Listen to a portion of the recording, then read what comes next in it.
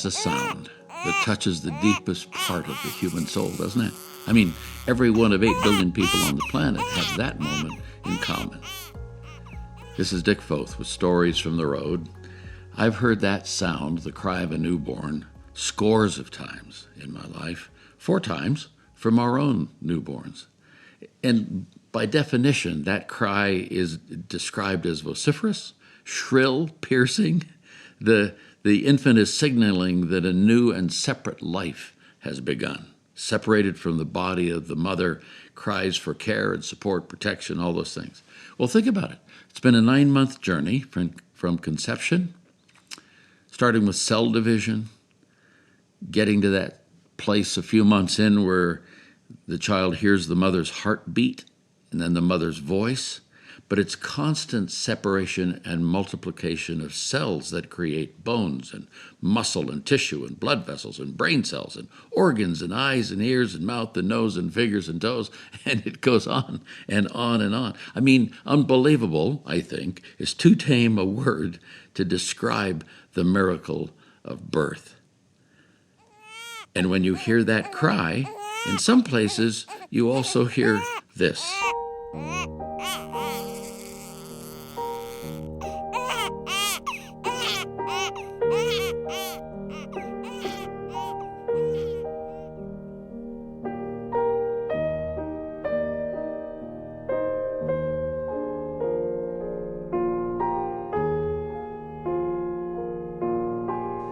I was in a hospital the other day, and as I walked out, this song started playing. Johann Brahms, back in the day, a couple of 100 years back, wrote that melody.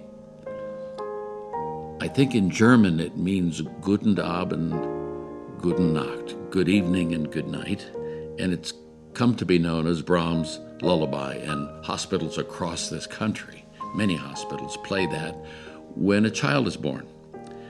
There are some places in the world where Brahms is not played at the moment. Eastern Ukraine, for example, a child's birth is more than likely to be accompanied by air raid sirens. Some folks have said because of the trauma going on in the world, we don't know if we want to have children to bring them into this kind of world. Frankly, that's not a terrible sentiment in my book in this sense. Who wants to bring their child into a place of suffering, right? But depending on your exact place on the planet, hasn't it always been so? In her article, A Vision of Peace by Carolyn Arends, she makes this observation. In 2003, the journalist Chris Hedges set out to discover whether there have been any sustained periods of peace in the human record. He defined war as any active conflict that has claimed more than 1,000 lives. So he reviewed 3,400 years of human history and discovered just 248 war-free years. Think of it. 92% of human history is marked by active conflict. Now, people in the Middle East in Jesus' day didn't need a study to know that. What they needed was a prophet to bring good news. Here they were in a setting where the foreign power in charge had been dominant there for 100 years. And Isaiah, 700 years before Jesus of Nazareth was born, said it this way, God speaking to Israel. And Isaiah is, if you will, his conduit or mouthpiece. Isaiah 9, 6 through 7 says this, "For to us a child is born, to us a son is given, and the government will be on his shoulders, and he will be called Wonderful Counselor, Mighty God, Everlasting Father, Prince of Peace. Of the greatness of his government and peace there will be no end. He'll reign on David's throne and over his kingdom, establishing and upholding it with justice and righteousness from that time on and forever. The zeal of the Lord Almighty will accomplish this." You know how it is, at least those of you who are parents or siblings even. The birth of a baby changes a lot, but the birth of this baby, described in Isaiah, the 9th chapter, changes everything. I mean, think about it. How would a regular king come. Even when I say a regular king, that sounds like an oxymoron, like those two words go together. But you get what I'm saying.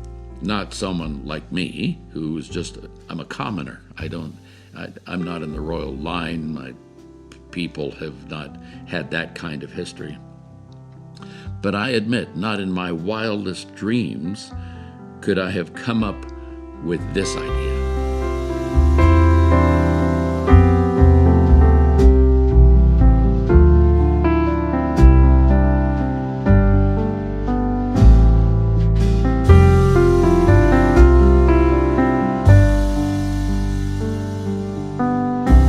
E. Stanley Jones, the missionary for 35 years in India and well respected among a lot of the leadership of that country, wrote in one of his books, "The world longs for a new leader and a new world order, and they find both in Jesus of Nazareth." What I love about what we call the Christmas story, or the birth of Jesus of Nazareth, is that he comes just like us. I mean, think about it.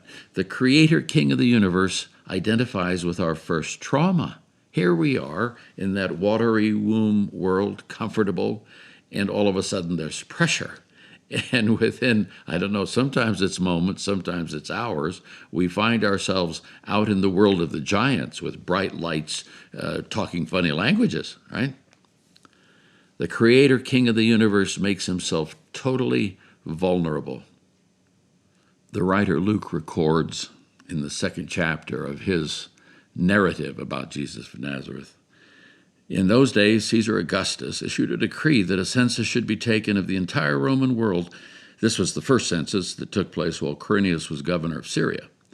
And everyone went to his own town to register. So Joseph also went up from the town of Nazareth in Galilee to Judea, to Bethlehem, the town of David, because he belonged to the house and line of David. He went there to register with Mary, who was pledged to be married to him and was expecting a child. And while they were there, the time came for the baby to be born, and she gave birth to her firstborn, a son. She wrapped him in cloths and placed him in a manger, because there was no guest room available for them. When you read that along with the other accounts of Jesus' birth, here is a baby born into a setting where a foreign power is in charge, and it's a brutal foreign power, to an unmarried teen mother getting there some 90 miles or more by road in dangerous times, out in the elements. They get to Bethlehem where he is born. There's no security there. And it's amazing how vulnerable this creator king makes himself to, I think, identify with us.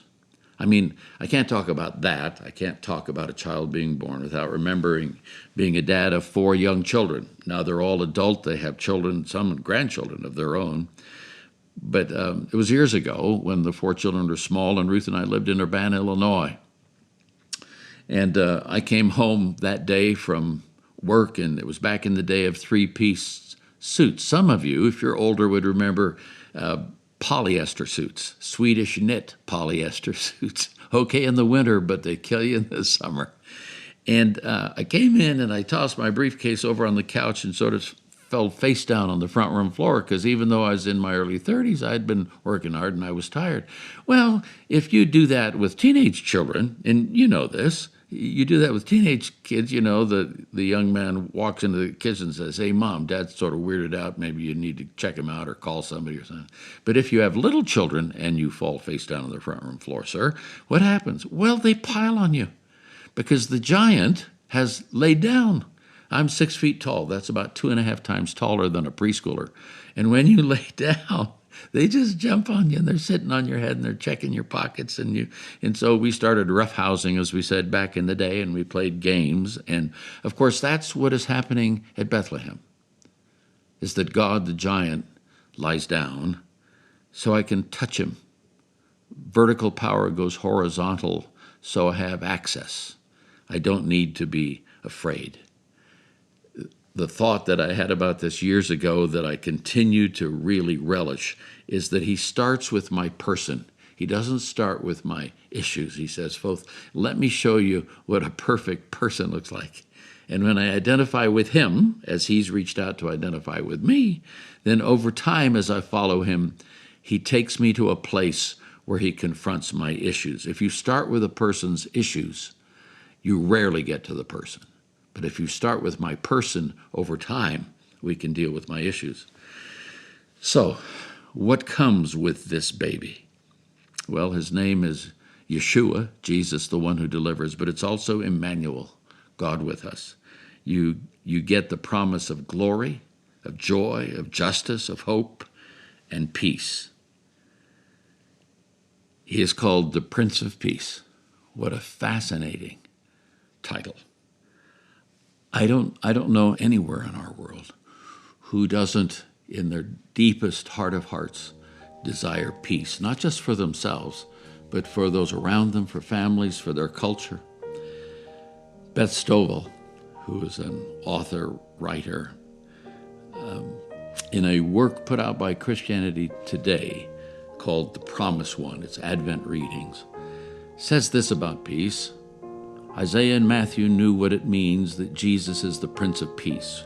When Matthew described Jesus as fulfilling Isaiah, we see the image of shalom, the Hebrew word for peace. Unlike our often narrow understanding of peace as simply being without war, shalom encompasses a broad picture of how God makes everything wrong with the world right. This shalom of God is a peace that brings order out of chaos and justice in place of injustice. The King of creation comes in our way, with our needs.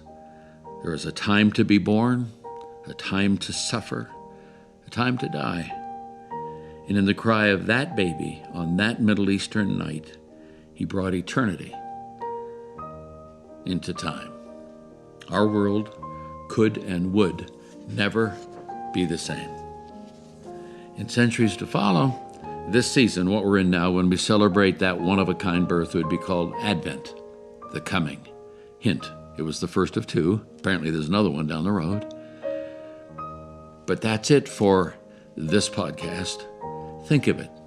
The Prince of Peace, King of the universe, come in baby shape. Thanks for listening and subscribing. We'll be back soon with part 2 of these Advent series. But as we go out, as we leave this podcast, as we wrap it up, let's hear the music that surrounds that royal baby one more time. God bless. Catch you later.